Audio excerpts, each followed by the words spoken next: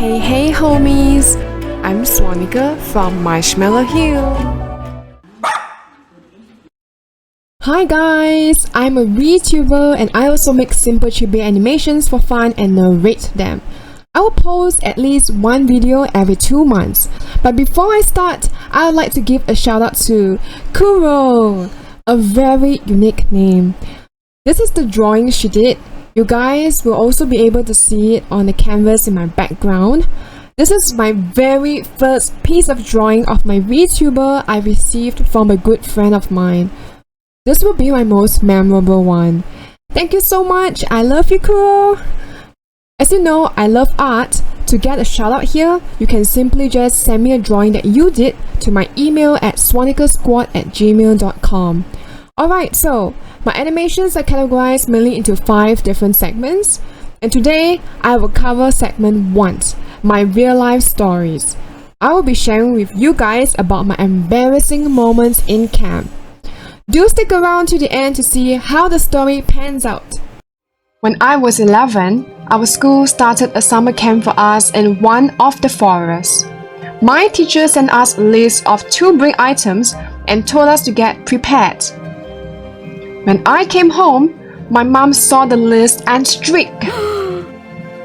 Prepared? My mom exclaimed. Don't you worry, sweetie. I will prepare a long, exhaustive list so that you will get well prepared for camp. And well prepared I was. I packed for the camp a week before. At 11, I had a scrawny teen body. But as the week progresses, my mom decided to add more things to my bag each day that she eventually prepared 3 big bags for me to bring to the camp. Mommy, how am I going to be able to carry all this to my camp? You will need all this. It's a long trip. It's only 3 days, Mommy. There, you will do just fine. Wait, am I missing something? Oh yes, the pump for your inflatable pillow. What? This is getting out of control. She might as well ask me to bring the entire house, like in the movies, up. Ugh, clearly she wasn't the one carrying this for me. But being the Asian mom she is, they can go very extra prepared. She took the term prepare up a notch too high. The next day, when I arrived at school, I was the only one struggling to carry my 3 bags on my defeated back.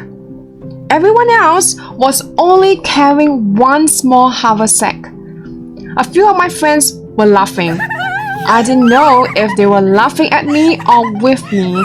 Though I was laughing along, I was dying inside.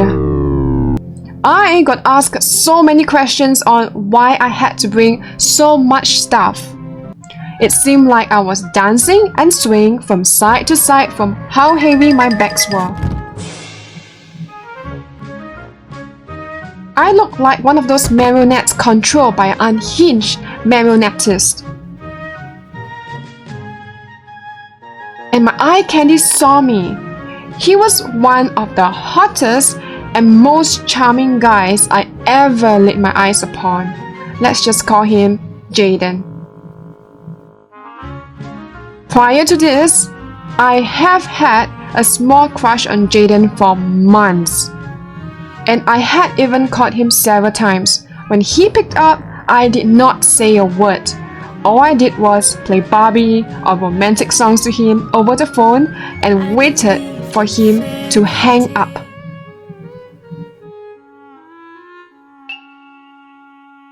But one day, I wasn't having it. Somehow, he has got to know I like him. One day, I decided to call him and say hi over the phone and make him try to guess who I was. We had 18 girls in our class. He started naming all the names of the 15 pretty girls in my class. Stacy? Nope, try again. Stella? Nope. Celeste? Nope. And he went on and on until he named 15 girls. There are still 3 girls you haven't mentioned. Don't bother. The 3 of them are the unattractive ones. I was so shocked and embarrassed when he said that, but stupidly, I still went ahead to tell him who I was. Actually, I am Swannica. Immediately after I said that, there was silence on the phone, and I regretted telling him who I am as soon as I said that, and he didn't say a word, and I hung up. The next day, we had the stop-motion animation class in school where everything was so awkward. The girls were laughing at me non-stop. I bet that Jaiden told them everything. What a jerk! So seeing him at the camp was the worst.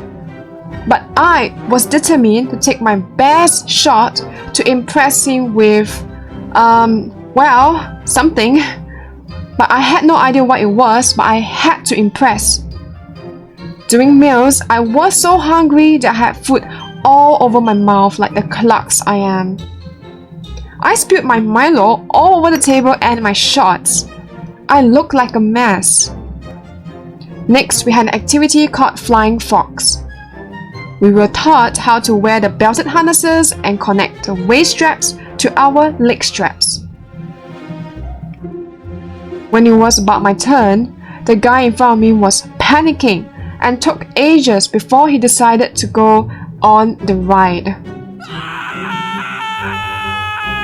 And in my mind, I only thought about sticking my landing.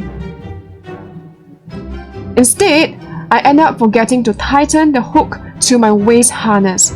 Luckily, the instructor noticed and immediately helped me with it. Oh gosh, why can't I do anything right? I gasped. When it was my turn, my face turned ashen and pallid. I was trying to maintain a smile, but I ended up twitching my face uncontrollably and it looked so cringe and embarrassing. And I saw my eye candy looking at me laughing. And it wasn't a cute kind of laugh. It was blatant mockery. My face flushed as I saw that. Next, we had kayaking. Luckily for me, it was something I really enjoyed because I loved the waters, but I didn't like the prepping part. We had to pick life jackets to wear and float in the water as a drill. But many a times, the life jacket had floated above my head and I looked like a fish out of water, literally. Again, I was hiding behind people just so I wouldn't be caught looking like a nerd. But the worst has yet to come. All of us were only given 5 minutes to bathe. With limited bathrooms, that means we can only share. Okay girls, we have 1 minute left and all of you will report in your bunk houses. We haven't got all day. After wearing my clothes, I rushed out in a hurry and scurried towards my bunkhouse with all my smelly dirty clothes in my hands. Suddenly, I heard someone shouting from behind. Hey! Anyone drop this Hello Kitty underwear? Anyone?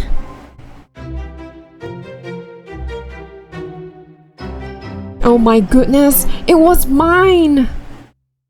I was dying of embarrassment, but I had to take it back.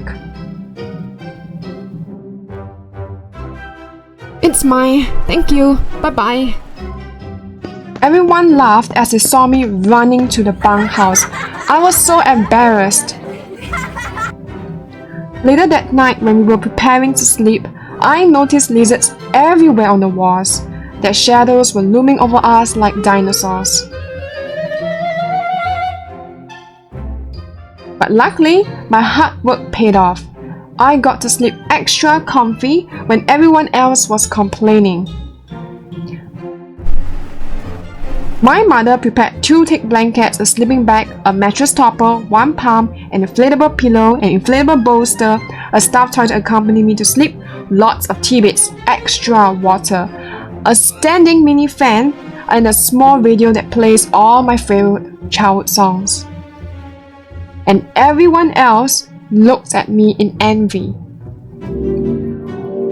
My bunkmates were so impressed, and 2 of them decided to pull their stuff in and slept on a huge mattress with me. I was sung with praises, and it didn't take me long to sleep with a smile on my face. On the day of leaving, I was all thumbs trying to pack my bags. And even though Jaiden saw me many times at my worst moments that day, I was so beat that I did not care anymore. I was just so happy to be heading home. That night at home, I had the most sound and comfy sleep in my life. Oh yeah, and fun fact, this Jaiden guy contacted me 10 years later via Twitter to catch up. But I did not reply because I am just no longer interested in him. Thanks for watching. Please like and share this video with your family, friends, even your pets and your pets' friends. If you'd like to see more of such chibi animations, subscribe to be part of the Swanny Squad and be an official Mush Mush. Love you guys and see you all in the next one. Ta-ta!